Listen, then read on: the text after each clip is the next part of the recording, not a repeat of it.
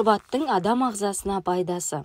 Әлемдік медицинада өзіндік орны бар Әбу Әли ибн Сина адам ағзасына пайдалы шөптердің дені құмда өседі деген екен. Ал түйе үнемі құмда сортаң жерде жүргендіктен тұла бойы тұнған емдік қасиет. Сәйкесінше шұбатта ми және жүйке жүйесіне пайдалы қант лактозасы, диабет, ісік аллергиясы, бауыр қабынуына және псориазға қарсы дененің иммунитетін арттыратын антиденелер бар. Түйе сүтінің емдік қасиеті мол болғандықтан халық емшілері жануар сүтіне шомылдырып қан тамыр, жел-құз ауруларын емдеген. Ағзаны жасарту мақсатында ішкен. Шұбаттың құрамында кальций, мыс, темір, магнезий, мырыш секілді микроэлементтер және фосфор мен күкірт бар. Құрамы осындай макро және микроэлементтерге бай шұбатты қазақтың халық емінде де өкпе, асқазан аурулары, құрқұлақ, мешел ауруларымен қоса созылмалы түрлі дерттерден әлсіреген ағзаны қайта қалпына келтіру үшін қолданған және ағза уланғанда емге пайдаланған. Әсіресе шұбат өкпе дертінің барлық түріне дауа. Сосын қалай дайындалады? Шұбатты бір қорландырып алады да одан әрі ешқандай ашытқысыз ашыта береді. Дәстүрлі қазақ қоғамында шұбатты торсықта немесе ағаш күбіде ашытқан. Ол бір тәулікте өз бабына келеді. Шұбатқа арналған торсықты түйе мойнағына жасайды. Шұбат ашытқаннан кейін оны адамға берер алдында шайқап, пісіп, көпіршігін жақсылап араластырып ұсынады. Күбіні аптасына бір рет жақсылап жуып, көлеңкеде кептіреді. Одан кейін киік оты, құмаршықтың түбірі сияқты емдік қасиеті мол шөптермен ыстап барып, сусынды ыдысқа қайтадан құяды. Осылай дайындалған шұбаттың дәмі таңдайдан кетпейтіні рас. Түйе суды аз пайдаланғандықтан оның сүті майлы болып келеді. Қуаты мен дәрумендік қасиеті қымыздан кем емес. Емдік қасиеті. Шұбаттың емдік қасиеті құрамындағы сүт қантына, сүт қышқылына, алкогольге, көмір қышқылы газына, белоктарға, тұздарға, витаминдерге және антибиотик заттарға байланысты. Тамақтың құрамындағы белоктардың әдетте асқазан шек жолында тамақ қорытылған кезде ғана ыдырайтындығы белгілі. Ал шұбат құрамындағы белоктардың едәуір бөлігі организмге ыдыраған күйінде түседі. Шұбаттың жеңіл қорытылатындығы сондықтан бұл сусынның асқазан жолының бездеріне мықтап сөл шығаратын қасиеті бар екендігі анықталды. Ішектегі тамақтың жақсы қорытылуына көмектеседі. Шұбаттың жеңіл қорытылатындығы сондықтан бұл сусынның асқазан жолының бездерінен мықтап сөл шығаратын қасиеті бар екендігі анықталды.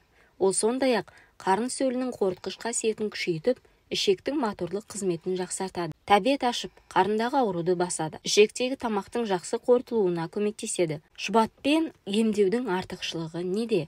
Ол қанның құрамдас бөліктеріне және қанның түзілуіне қолайлы әсер етеді. Қанның қызыл түйіршіктері артады. Бауырдағы алмасу процестері қалпына келеді. Оның нерв жүйесіне ықпалы сүт қышқылының және көмір қышқылының газының әсеріне байланысты. Шұбат ішкеннен кейін кісі аздап қызады. Сәлден соң ол жағдай басылады да адам ұйқыға кетеді. Немесе ұйқы басып маужырайды. Бірақ ол ұйқыдан адам сергек тұрады. Ал спирт 1% мөлшерінде жоғарыдағы әзірленген шұбат өнімдері балаларды тамақтандыруға өте қолайлы, әрі өт жолдарына бірден бір ем болып келеді. Барлық жастағы адамдар денесіне жара шыққан кезде оны ем үшін ішсе болады. Ұмытшақтық, сусамыр ауруына шалдыққандар пайдалана алмақ.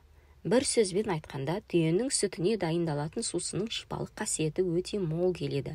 Қазіргі ғылыми еңбектеріне жүгінсек, түйе сүтіне әзірленген шұбаттың табиғи иммундық қасиеті өте жоғары.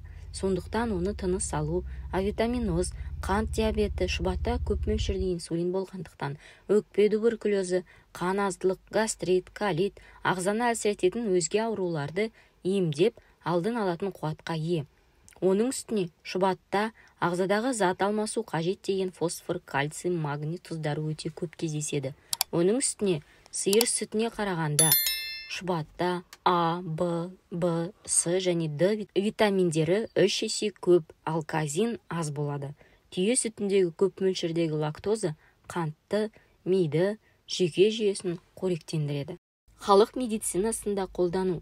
Түйе сүтін ұдайы пайдаланғанда ішкі мүшелердің қызметін реттеп, адамды семіртеді. Қазақ емшілері оны науқастарды емдеуге қолданады. жасы ұлғайған қарттарға, ауру салдарынан дене қуаты төмендеген науқастарға бір мезгіл шұбат ішкізеді. Шұбатты ішкен соң адам денесі балбырап терілейді, ұйқысы жақсарады, сергиді, біртіндеп семіреді. Шұбатқа қоса бағлан етімен сорпалану да жақсы әсер етеді. Ел арасында шұбатты қымыран деп те атайды. Шұбат ол жаңа сауылған саумал деушілер де бар. Ал кейбірі қымыранды шұбаттың ашытылып бапталған түрі дейді. Дәрігерлердің байқауына қарағанда, үнемі шұбат ішетін, яғни түйе ұстайтын кісілер туберкулезбен аз ауырады екен. Қазақстанда тұңғыш рет 1965 жылы шұбатпен емдейтін Тұшыбек санаторий ашылды. Ол Маңғышлақ облысы Маңғыстау ауданының Шетпе поселкесінен 18 километр қашықтықта орналасқан. Мұнда емделуге тек Қазақстанның аудандарынан емес, тіпті Түркменстаннан, Қарақалпақ және басқа да елдерден келетін болған. Бұл жылдардың ішінде санаторийде 4000-нан астам адам емделеді екен. Сонымен біздің видео соңына жетті. Сіздердің соңына дейін көргендеріңіз үшін рахмет айтып, арнамызға тіркеліп қоюларыңызды сұраймыз. Бұл каналдың ашылғанына бір айдан астам уақыт өтті. Алайда біздің көрермендер саны көрушілердің санына қарағанда әлде қайда аз. Сондықтан, егер бұл видеоны көріп тұрсаңыз, тіркеліп өтуді сұраймын.